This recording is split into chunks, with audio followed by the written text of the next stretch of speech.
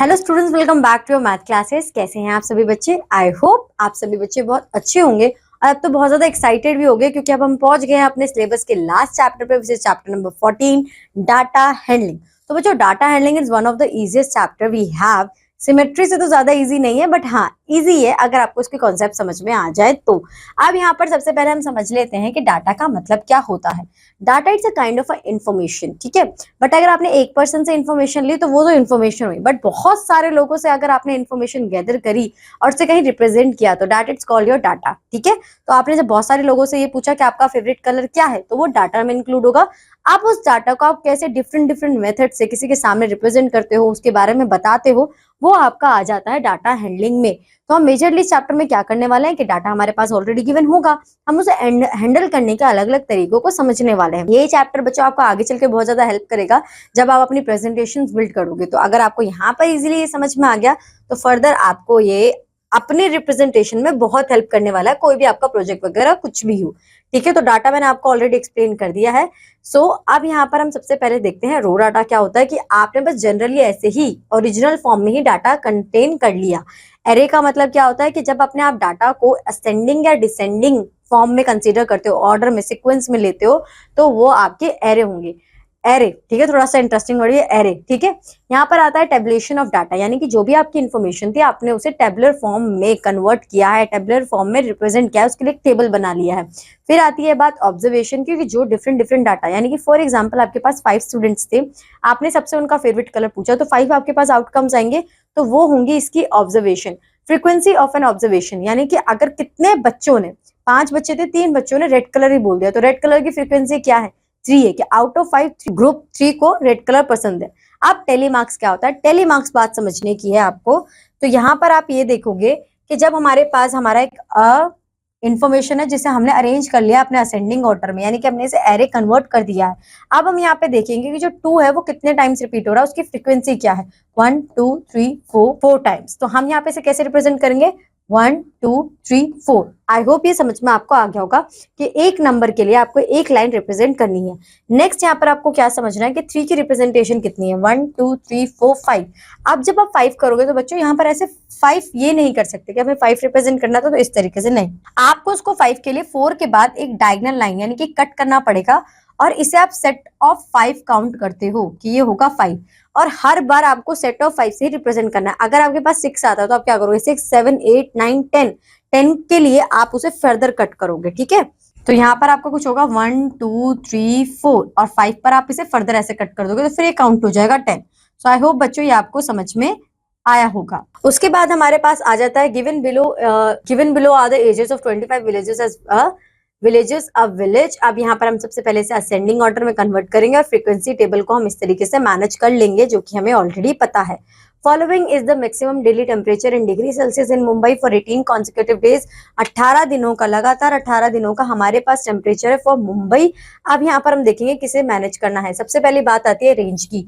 Range का मतलब होता है बच्चों हाईएस्ट टेम्परेचर माइनस लोएस्ट। अब यहाँ पर मैंने हाईएस्ट टेम्परेचर बोल दिया, तो ऐसा नहीं कि हम इसे हमेशा वही देखेंगे, यानी कि जो भी आपके पास ऑब्जर्वेशन है उसमें आपका मैक्सिमम नंबर और जो लोएस्ट नंबर है, अगर आप उन्हें माइनस करते हो तो आपको आपकी मिल जाएगी रेंज, ठीक है। On how many days the temperature was above 20 degree Celsius? 23.4 degree Celsius. तो जब आप अपने इस डाटा को असेंडिंग ऑर्डर में कन्वर्ट करोगे तो 23.54 से जो जो नंबर आपके बड़े होंगे वो आपके यहाँ पर कंसीडर हो जाएंगे। सो आई होप बच्चों आपको ये समझ में आएगा और किस तरीके से आपको रिप्रेजेंट करना है ये भी पता होगा। Define the following terms with examples. Raw data समझाया है, tabulation data, array, tally mark, range, frequency, observation, हर एक चीज मैंने आपको कॉन्सेप्ट बेसिस पर ऊपर समझाई हुई है। अगर समझ में नहीं आई है तो जाइए बच्चों दोबारा समझिए, ठीक है। जैसे कि एरे यानी कि सिर्फ डाटा को असेंडिंग या डिसेंडिंग ऑर्डर में अरेंज करना। टेलीमार्क्स जो मैंने अभी आपको समझा है, ये जो हमारे ब्लॉक्स हैं ये हमारे टेलीमार्क्स हैं, ठीक है। फिर हमारे पास आ जाता है रो डाटा कि हमने डायरेक्टली अपनी इंफॉर्मेशन किसी से ले ली है, ठीक है। इस तरीके से range maximum number minus minimum number, तो आपके पास ये सारी इंफॉर्मेशन आ जाएगी। तो ये वाली जो एक्सरसाइज है हमारी बहुत ईजी है, इसमें ज्यादा कुछ नहीं करना है, एक एग्जाम्पल समझना, उसी के बेसिस पर अपने सारे क्वेश्चंस आपको करके दिखा देने हैं। Next we have pictograph. Pictograph का मतलब क्या होता है कि जब हम अपनी इंफॉर्मेशन को with the help of pictures represent करते हैं तो उसे कंसीडर करते हैं हम पिक्टोग्राफ। ठीक है, तो टैबुलर फॉर्म में होगा, बट वहां पर हम टेली नहीं बनाएंगे, वहां पर हम पिक्चर्स की हेल्प से रिप्रेजेंट करेंगे। अपने छोटे बच्चों की बुक्स में ना बहुत देखा भी होगा कि यहाँ पर दिया हुआ है कि जनवरी मंथ। अब यहाँ पर देखो ये इन्फॉर्मेशन हमें दी हुई थी, months, number of computer sold 125, 175 ये। तो अब यहाँ पर हम एक ट्राइंगल को हम with the help of a pictography से रिप्रेजेंट कर रहे हैं। We consider this shape which is a triangle. अब एक ट्राइंगल रिप्रेजेंटेशन कर रहा है फॉर 50 कंप्यूटर्स। ठीक है, तो हम यहाँ पर 125 को कैसे मेंशन करेंगे, 50 प्लस 50, 100, 2 कंप्यूटर्स, मतलब 2 ट्राइंगल्स वी हैव। नेक्स्ट अब यहाँ पर आप देखोगे कि कंप्लीट ट्राइंगल हमारा नहीं है, हमने हाफ ट्राइंगल बनाया। तो हाफ ट्राइंगल मींस 50 का हाफ विच इज 25, तो 100 प्लस 25 इज 125। तो इस तरीके से आप अपने जो डायग्राम, मतलब जो भी आपके पास डाटा होगा उसे with the help of pictographs इस तरीके से रिप्रेजेंट करोगे। इंटरप्रिटेशन ऑफ पिक्टोग्राफ, यानी कि इंटरप्रिटेशन का मतलब ये होता है कि डाटा को हैंडल तो कर लिया, ठीक है, प्रेजेंट भी कर लिया, पर उसकी इंटरप्रिटेशन यानी कि उससे हम क्या समझ रहे हैं, उसे कैसे आइडेंटिफाई करेंगे, उसके क्वेश्चंस के आंसर किस तरीके से हम फाइंड आउट करेंगे, वो हमें देखना है।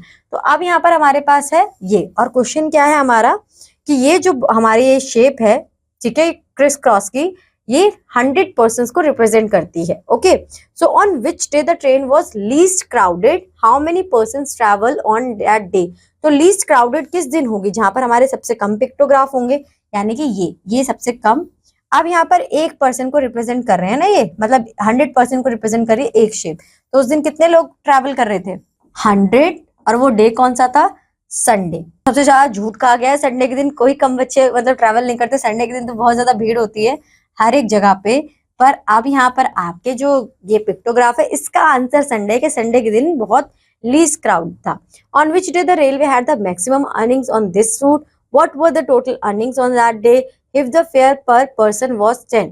अगर हर एक पर्सन को ट्रैवल करने के लिए 10 रुपीज देने पड़ रहे हैं, तो जिस दिन सबसे ज्यादा लोग ट्रैवल करा था उन्होंने, उस दिन जो रेलवे की वो होगी, मतलब अर्निंग होगी, वो कितनी होगी। तो सबसे ज्यादा मुझे शायद मंडे दिख रहा है, तो 1 2 3 4 5 6 मल्टीप्लाई बाय 100 इज 600%। ठीक है, क्योंकि एक शेप हमारा कितना रिप्रेजेंट कर रही है, 600 मल्टीप्लाई बाय 10, क्योंकि एक पर्सन के लिए कितना है, 10 रुपीज, तो 600% के लिए मल्टीप्लाई कर देंगे, आंसर आ जाएगा 6000।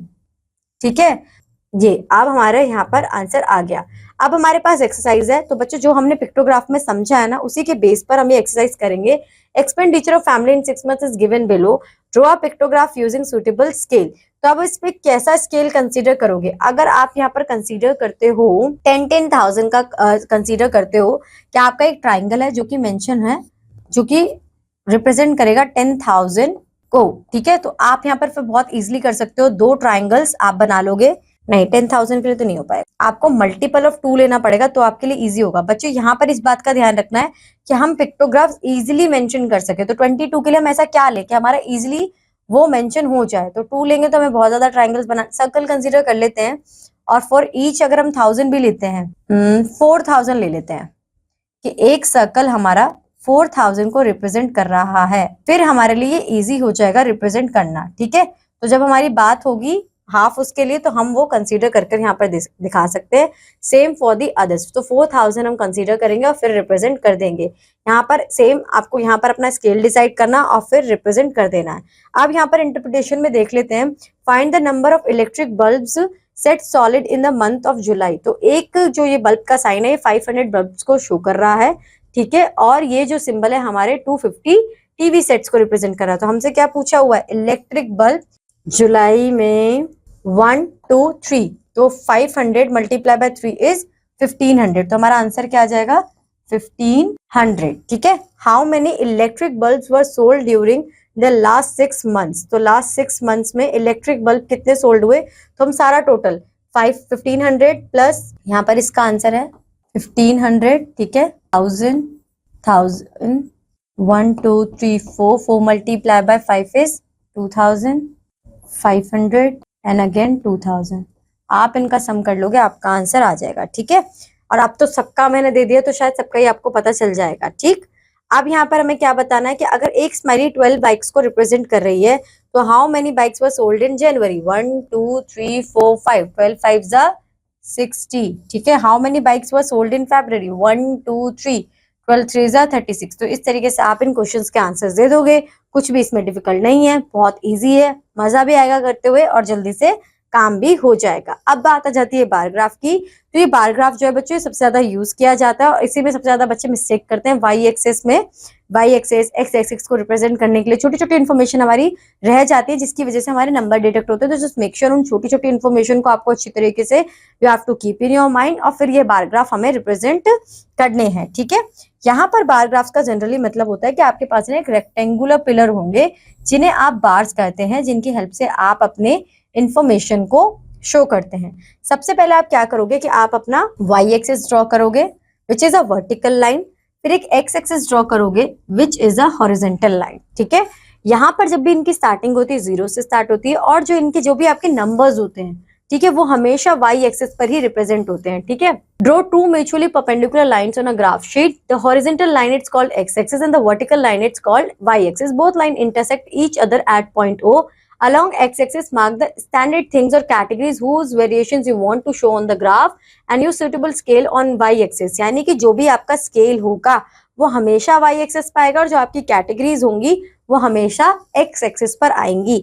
उसके बाद दूसरी बात आपको क्या ध्यान में रखना है कि जो आपका स्केल होगा उनमें हर एक वो आपका मैं कर दूं क्लास मार्क कर लूं कुछ भी कह लूं तो ये आपका जो डिफरेंस होगा वो सेम ही होगा कि यहाँ 0 to 5 में 5 का डिफरेंस, 5 to 10 में 5 का डिफरेंस, 5 to 15 में 5 का डिफरेंस, 15 to 20 में, तो ये डिफरेंस जो है वो सेम होना चाहिए आपके स्केल में।